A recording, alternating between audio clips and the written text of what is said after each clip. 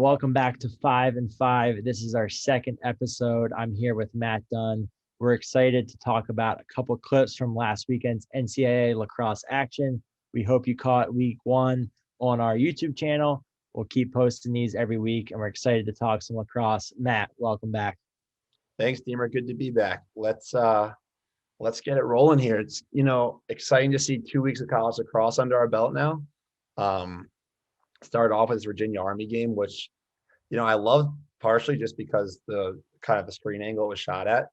You kind of get a real up close feel with this stuff, and both teams have some big time players here. So getting to see this stuff up close, I think, plays nice for some of these clips. Get a sense of the size and physicality too. I think you and I spent some time watching Army Syracuse over quarantine, and I remember how physical Army's defense was and aggressive, and obviously it's pretty well documented how many weapons UVA has and the size of some of their midfielders and stuff like that. So it's definitely a cool battle to see so up and close. Yeah, I was about to say, I was thinking of that Army Cuse game from last year. I was like, damn, these Army guys got bigger over the past year. So I know Virginia's a big team, so it is cool to see. But let's get this first clip rolling here. So the first one we kind of have, this Dodge from X right here. I thought the Army guy did a nice job off the start. And really what I wanted to kind of talk about, I'd like to hear your thought here, Deemer, is as these Dodgers come up from X, and I really like what the attackman does here by stepping away and kind of re-attacking at the top hand here. See him get his shoulder into the Army defender's left hand. This Army defender right here doesn't abandon the dodge and actually kind of collapses on it. And because of the spacing here on the backside and kind of the flaw of this camera angle, you can't fully see it right now. It allows Army's defense to roll over and makes that pass really tight. So I do like that, actually. And we used to call that like holding an anchor in college, where you're the adjacent guy. Your guy starts to clear through. Don't automatically turn your back and clear through. Kind of just hold space and show and hedge into that area, especially as you can read the dodge and play both a little bit. But I wonder, from your perspective as an offensive player on an outlet here, at what point does this player step into a gap and try to become more of a shooting threat, where he might step into the defense a little more? Or at what point does he just kind of become an outlet instead, deeper and wider? Yeah, I think it's a great point, and I think it really comes down to your spacing and your body positioning. And there's always like a debate. I think Matt Moore is doing a nice job here of having his body turned to be able to receive the ball righty, which is his strong hand, across his body.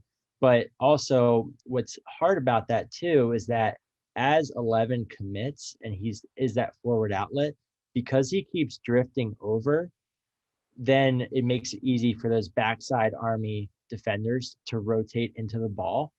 And I think that's when, even if it's one step, stepping back to the ball, to the feeder, allows you to make that second slide a step or two longer, which just gives you options. I think you could step down and shoot it, which would be great, especially if we have some range on our shot. But giving that second slide another step or two, it gives you the chance to, one, catch an attack opposite, or two, just hit the one more to the backside, depending on the spacing and how the defense is rotating. So I think really you just have to keep positioning your body so that you're a threat, because if you're just fading backwards and high, you're just going to take yourself out of the play and allow that anchor you're talking about to hedge and get back, and nothing happens from it. Yeah. And I think a key here, and it's interesting because we kind of talked a little last week about when a Dodger takes middle on those sweeps, how you want to be very cautious of coming adjacent off of what we're calling don't come off the fade or the drift. Yep.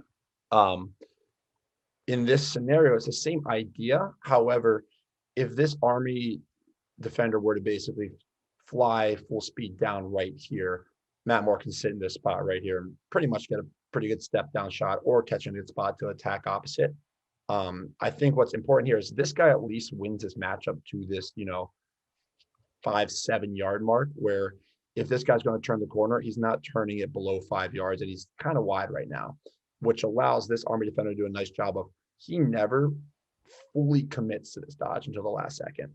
Every time the Dodger seems like a threat right away. He jabs down. As soon as he looks like he's going to be a feeding threat, he gets back, stick in the passing lane there, never fully turns his left hip to the Dodger so he can see both kind of in that hedging position. Um, and he's able to jab down and kind of force Matt Moore here to drift over. Because at this point, the Dodgers gotten up so high that Matt can no longer clog space there, so he has to drift over, making it really easy for the backside guys to help over. So this guy just winning his matchup to that point is important, where, we're always taught to take away top side, but if you have a defense that can kind of understand and play these adjacent areas really well, if you can win a matchup to a certain point, like that's a really good Dodger. It's almost better he does this here than overplay this top side and get inside roll because look at the space under here. So I think recognizing that is kind of a big factor too. And just a really nice game of playing that stick in the passing lane versus jab, show, get back type of thing messes with the Dodgers' head there, forcing that pass to be a little tight.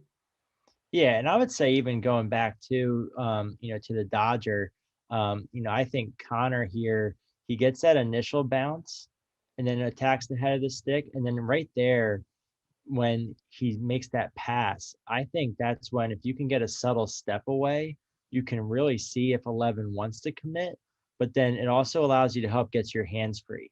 He's Yeah. like very tied up with the Army defender. And so, I can't tell if the pass like just misses the stick a little bit or it's a little, too in, but like that little step away can make all the difference. And Connor's like super hardworking kid, and it's really cool to see his success. So early in the season, but just like little details can make all the difference in terms of being able to hook something like this up and then possibly turning it over. Yeah, yeah. It looks like it kind of tipped off the stick, but I mean, basically, I think you kind of saw this guy coming right here as a tight spot. Right. No, it's interesting though. I like your point about that step away there because it's tough. He kind of gets caught almost like in the trap, like right in the gap here. Whereas if he can step away, he does kind of force, this guy to make a decision, either get back and also step away and maybe one of those like roll back under, just if you see the space underneath here, allows him to work a little more. Um, it's a tough play. Things happen fast. I think both these defenses actually played really, pretty well this game. They both do a nice job of anticipating the next play and putting some pressure on the offense when they get in tight, though. So Army did a nice job clogging the space on the backside and a pretty nice job on ball here. And this guy reading the play and helping out. Something about those all black uniforms. Right? Yeah. A little I, more intimidating. I think it gives your defense a little bit of a boost. I don't know what percentage, but I gotta say it definitely helps you a little. All right, so now we got UVA on defense here. A little pick play off the end line. Nice little switch. Um, right here, a little show, but a little backdoor cut for the Army player to get a good look at the goal there and gets a shot. Yeah, I mean, I'll start off here. What I think, I think off the pick, first off, Virginia does a nice job, playing under the pick a little. I think it looks like this is an awkward spot for the pick. So this guy's basically saying, hey, if he goes low here, I'm going to get over it. If he sets the gate pick there, I'm going to try to get through it, but this guy's in the perfect spot here. Pick this far out, drop off, put yourself in a position to switch either way. As it comes topside, he puts himself in a spot where he can make the play there. Does actually a pretty nice job on the ball right here, defending the rollback, getting his hips upfield, driving it under. I like this, hands on the back, hip, drive it down. This guy's in a good spot. Just when we call, when we're in this show spot, you have to make sure you stay on top of where your guy is, because especially at higher levels and savvy guys back here, they'll make you pay if they see the back of your head. I think as 20 starts drifting down here, this guy can really start to see, hey, don't need to sit in this, like we call it the dive bomb area for this kind of underneath, especially as it sticks in his left hand going towards the end line. Maybe I start to either work out a little more to my man behind, or if you want to play it cautiously, put yourself on top of the crease there so that if you do get that backswing, you're not a step late. But I mean, that's one of those instances where, things happen really fast at this level. And I think, it's just that one quick head turn seeing a little late there. Yeah, I think Army really executed everything from the start, pretty well. And even just going back to the initial setup of the pick, I love the run that 20 takes. And he really, with that right to right, sets up that goal line razor pick. And I think that could be, that's even interesting. Like, is that hard to read where, you think a guy's going to run off of that razor towards X, but he takes top side. generates the switch, works his matchup with a couple rollbacks here. He's patient with the ball. This is Army's best player. And then eyes are up, ready to hit it forward. He doesn't hold on to it too long. I think that's a great example of a guy, kind of knowing his role, like of, being an initiator and getting things going, but then also being ready to just hit it forward and hit the simple pass forward, for a guy coming off the field and fading to that back pipe. Like you said, when 11's in that show spot, Right. making sure that he's just taking a couple steps off ball right there to get to that opposite pipe so he can catch it on the move and turn the corner. Yeah, this is a really interesting, tough spot of the field actually to be this guy, right? Because at this point, unless this guy's nice and deep, which makes your job easy here, if this guy starts putting pressure on you, get into that hung game scenario, um, sometimes if you're going to support and say, for whatever reason, scouting report, just understanding the matchup here, this guy feels he needs to linger around for another second or two. I actually don't think it's a bad idea for these guys to drift up a little, thinking that if 20's going to make a play here, he's going to have to come under, but he's going to have to come back up, and at least putting yourself up here allows you to take one step this way and cut off that dive bomb back underneath. But it also really allows you to get across top side. And there's nothing wrong in these scenarios with going, top side. I think we saw a lot of teams getting hung these first kind of 2 weeks. But with the shot clock going on, if you got guys that can play off ball above the cage, I think you'd rather, give up the hung here, drift a little higher up and position yourself above the crease more so than so far to the side as these dodges press these low awkward angles here.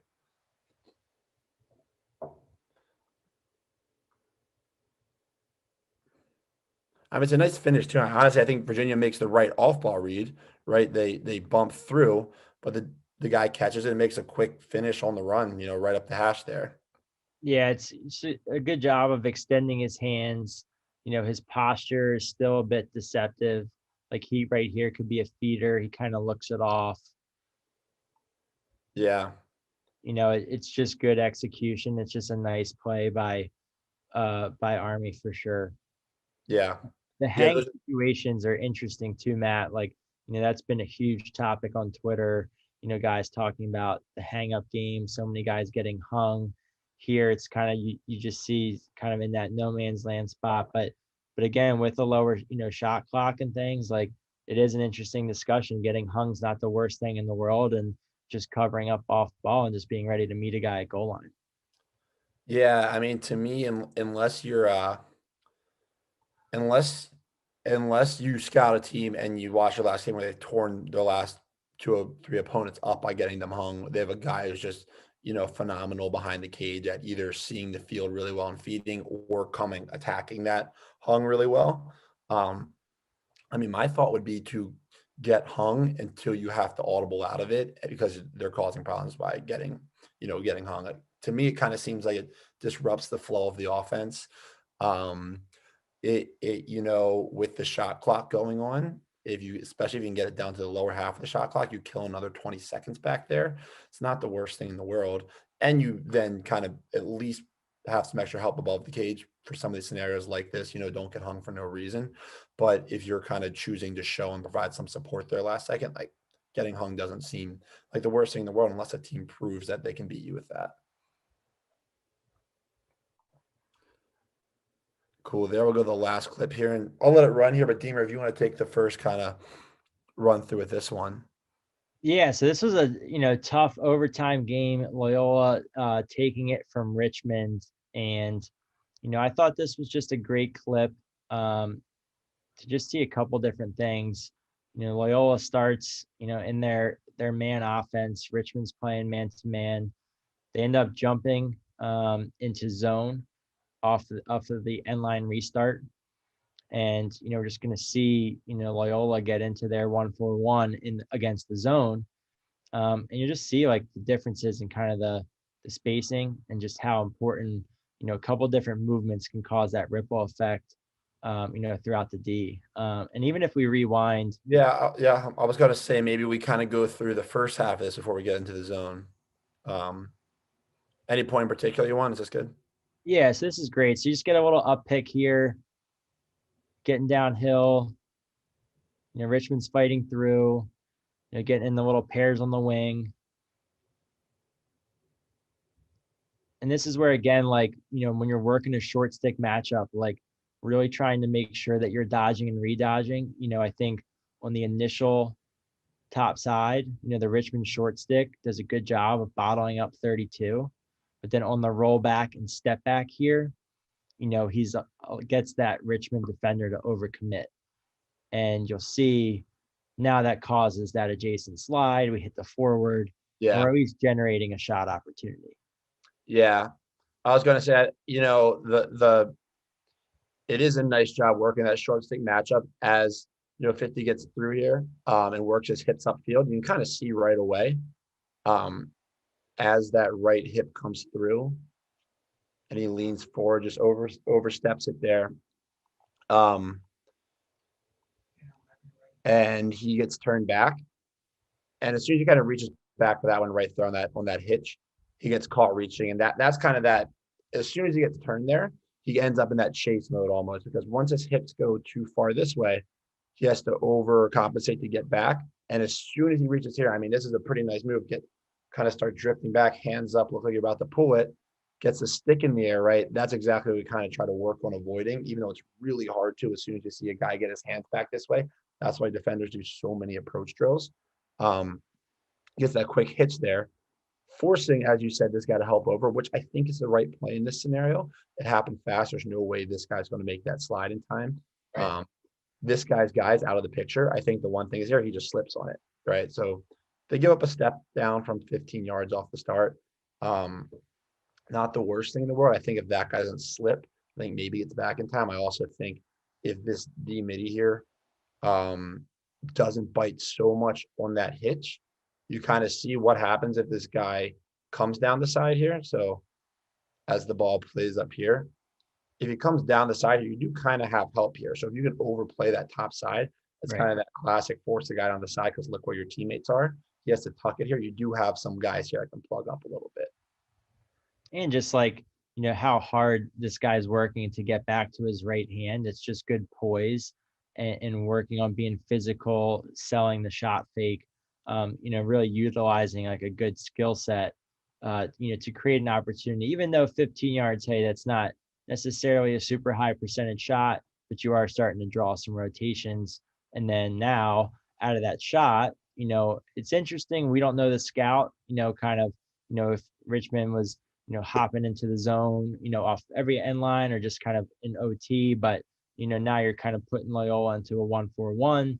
And now that changes up the offense mid possession.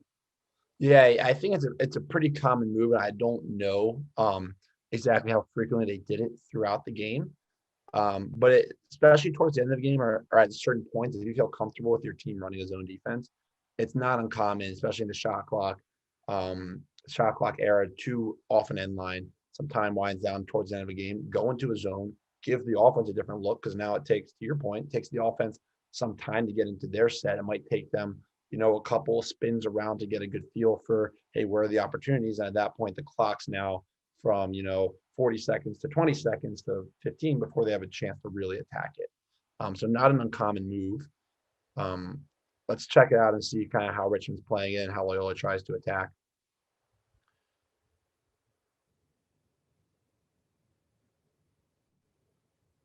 So let it spin, getting the 1-4-1s, initiating off the wing, end up hitting that inside look. And then we're going to rewind and we're going to watch both initiations off the wing and just show how Yeah. the spacing can really start to open up and see what Loyola's doing, see how Richmond's rotating around it. Yeah, so Richmond currently has their, just a quick freeze here, short stick inside and short stick on the wing, and you'll kind of notice where Loyola's attacking from both times, right? So both times they're initiating with that short stick on the wing right there and short stick on the inside. And you'll kind of see that's where Loyola ends up getting their leverage throughout this. So if you have four poles in the perimeter in a zone, it's kind of tough if you have big rangy guys. But if you can kind of attack a short stick a little and get guys to rotate, it ends up getting the defense moving a little.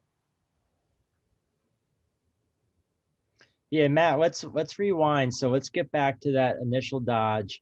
He makes a solid move to get top side. All right. And I think a couple things are interesting here. So right after this move, we draw that adjacent.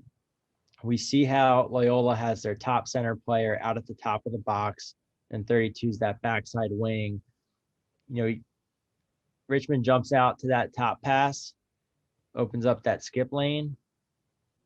And then now, as we kind of rewind, so let's take it all the way back to that skip pass. So here, now we skip it through. Right. And there's 32 catches right here. Yeah, it's an interesting one. So this is where I think it's interesting. So when I'm 32 and I'm catching, I'm starting to look inside, right? We move the ball on the perimeter, and then we're looking for cuts and flashes to the ball.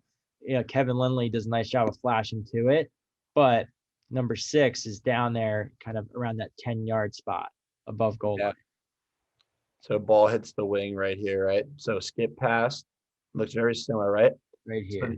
I think the interesting thing to your point, Deemer, is right here. So what the how the zone basically works is I think at this point, the short side wants to square up the wing dodger, force him up top, where the top center guy can pinch down on it, as Richmond does. And then 6 kind of folds over to this backside here. They have a high crease, so low crease is taken there, high crease is taken there. I think this guy might be able to bump him up a little. 6 holds that lane. As 6 feels he needs to rotate up, that's where this lane opens up.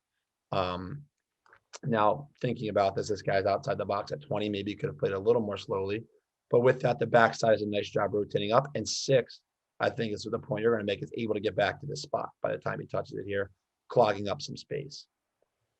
So you were saying that this guy, where would he be looking right now, ideally on that skip pass?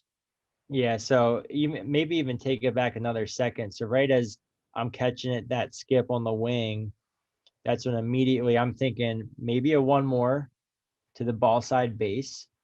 And then I'm also ready to look inside because, 7's one of Loyola's best finishers.